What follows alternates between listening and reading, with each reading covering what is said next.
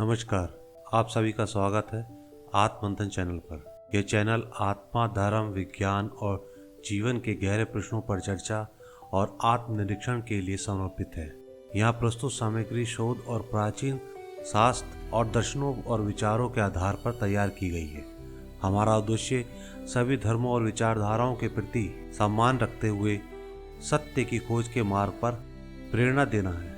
ये चैनल किसी एक विचारधारा का समर्थन नहीं करता और न ही किसी को ठेस पहुंचाने का इरादा रखता है। यह एक मंच है जहां संवाद, आत्मचिंतन और विचार का आदान प्रदान हो सके।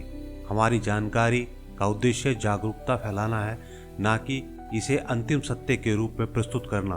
हम आपसे अनुरोध करते हैं किसी भी जानकारी को अपने विवेक और अध्ययन के आधार पर अपनाएं। आइए आत्ममंथन करें और अपने भीतर के सत्य को जानें। तो दोस्तों, आज का जो एपिसोड है वो एक ऐसा एपिसोड है जिसमें मुझे आपको ये बताते बड़ा हर्ष हो रहा है कि हिंदू साम्राज्य ऐसा नहीं था कि केवल भारतवर्ष के अंदर थे, और भी बहुत से देश ऐसे हैं जहाँ सनातन, बौद्ध धर्म, इनसे रिलेटेड लोग रहते थे। एक मुझे पढ़ते पढ़ते एक साम्राज्य के बारे में पता चला। मैं सोचा शायद आप लोगों से भी इसके बारे में चर्चा करना उचित रहेगा। तो खेमर साम्राज्य, इस साम्राज्य के बारे में बात करते हैं। खेमर साम्राज्य दक्षिण पूर्व एशिया में स्थित एक प्राचीन साम्राज्य था जो वर्तमान में मुख्यतः कंबोडिया में स्थित था। इसके अतिरिक्त यह साम्राज्य थाईलैंड, लाओस और वियतनाम के कुछ हिस्सों तक विस्तारित था। इसकी स्थापना 9वीं शताब्दी में राजा जयवर्मन द्वितीय ने की और यह 15वीं शताब्दी तक अस्तित्व में रहा। जयवर्मन द्वितीय ने 802 ईस्वी में स्वयं को चक्रवर्ती घोषित किया, यानी कि सर्वोच्च शासक, जिससे खेमर साम्राज्य की नींव पड़ी। उन्होंने कंबोडिया के विभिन्न बिखरे हुए राज्यों को एकजुट किया, एक सशक्त राज्य की स्थापना की। जयवर्मन सप्तम 1181 और 1218 तक के शासनकाल में खेमर साम्राज्य ने अपनी चरम सीमा प्राप्त की। उन्होंने अंकोर थॉम की स्थापना की और बौद्ध धर्म को राज्य धर्म के रूप में अपनाया। इस अवधि में अंकोर वाट और वायान जैसे भव्य मंदिरों का निर्माण हुआ, जो आज भी खेमर वास्तुकला की महानता का प्रतीक है। 13वीं शताब्दी के अंत से साम्राज्य का पतन शुरू हुआ। थाईलैंड के थया साम्राज्य के साथ संघर्ष हुआ। आंतरिक विद्रोह और पर्यावरण समस्याओं के कारण खेमर साम्राज्य कमजोर हो गया और 1431 में अयुत्या ने अंकोर पर कब्जा कर लिया, जिससे खेमर साम्राज्य का अंत हो गया। खेमर साम्राज्य की समृद्धि और पतन की कहानी दक्षिण पूर्व एशिया के इतिहास में एक महत्वपूर्ण अध्याय है, जो आज भी अध्ययन और अनुसंधान का विषय। खेमर साम्राज्य के अंतिम वर्षों में ही महायान बौद्ध धर्म की जगह थेरवाद बौद्ध धर्म को अपनाया जाने लगा। अब यह थेरवाद और महायान बौद्ध धर्म क्या है, इसका मैंने अपने एक अलग एपिसोड में पूरी विस्तृत जानकारी दी है, जिसका लिंक मैं आपको ऊपर दे रहा हूँ साइड में। जब अयुत्या साम्राज्य ने, जो थाईलैंड में है, 1931 में अंकोर पर आक्रमण किया तो खेमर संस्कृति और धर्म पर थाई प्रभाव बढ़ गया, जिससे थेरवाद बौद्ध धर्म पूरी तरह स्थापित हो गया। यह धर्म सरल और लोगों के दैनिक जीवन के करीब था, इसलिए इसे जल्द ही स्वीकृति मिल गई। अब वहाँ का जो साम्राज्य था, वहाँ के लोगों का मुख्य जो कार्य था वो कृषि प्रधान क्षेत्र था, जैसे भारतवर्ष। तो वहाँ के लोगों की जो कृषि परंपरा थी, कृषि करने के ढंग थे, वो सब भारतीय लोगों से मिलते जुलते थे। और वहाँ के धर्म में बौद्ध धर्म का बहुत ज्यादा महत्व रहा है। तो खेमर साम्राज्य की जो शुरुआत में शैव और वैष्णव हिंदू धर्म प्रभावशाली था। अंकोर वाट और अन्य मंदिर हिंदू देवताओं को समर्पित थे, लेकिन साम्राज्य के अंत तक वे बौद्ध मंदिरों में बदल दिए गए।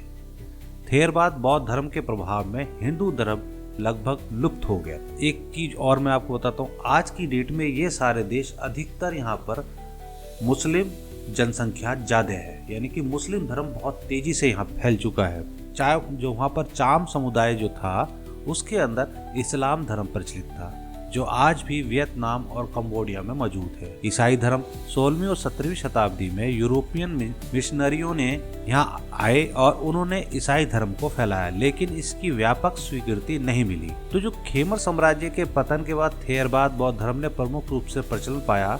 आज भी कंबोडिया का मुख्य जो धर्म है वो बना हुआ है। हिंदू धर्म लगभग वहाँ से समाप्त हो गया है और इस्लाम व ईसाई धर्म सीमित रूप से मौजूद है। तो जो खेमर साम्राज्य है वो मैंने आपको बताया 9वीं से 15वीं शताब्दी तक मुख्य रूप से कंबोडिया में रहा। यहाँ जो कृषि आधारित अर्थव्यवस्था जैसे भारतवर्ष की वैसी थी। इसकी कृषि प्रणाली उन्नत और जल प्रबंधन और सिंचाई तकनीक के कारण अत्यधिक विकसित थी। खेमर साम्राज्य में विशाल बांध, जलाशय, नहरें और जल प्रवाह नियंत्रण तंत्र बनाए थे, जिससे वे वर्षा जल को संचित करके पूरे वर्ष सिंचाई कर सकते थे। उसके बाद आता है वहाँ की जो नहरें हैं, बराया। यह बड़े जलाशय थे जो कृषि के लिए जल संग्रहण करने का कार्य करते थे। अब जो खेमर साम्राज्य की सबसे महत्वपूर्ण फसल धान है और अन्य फसल भी उगाई जाती थी, जैसे कि नारियल है, मिर्च है, अदरक है, हल्दी है, मसाले हैं, औषधि आदि। वस्त्र निर्माण के लिए भी इसका स्थान प्रमुख रहा है। किसान हल और भैंसे या बैलों की सहायता से खेती करते थे। हाथों से रुपाई और कटाई की जाती थी। खेमर साम्राज्य में जल भंडारण और भूमि सुधार विशेष ध्यान दिया गया। राजा और मंदिरों को कर के रूप में कृषि उपज दी जाती थी। मंदिरों और महलों के निर्माण में भी किसान योगदान देते थे।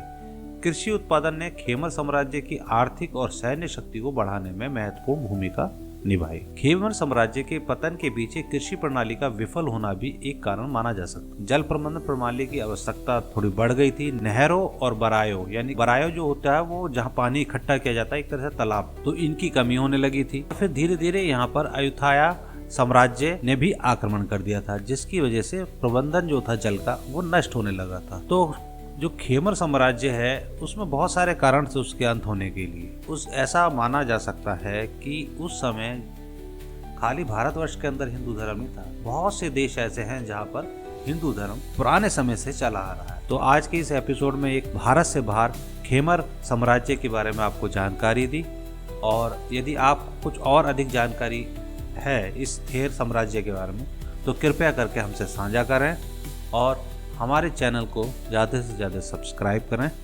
आप सभी का बहुत बहुत धन्यवाद। नमस्कार, जय हिंद।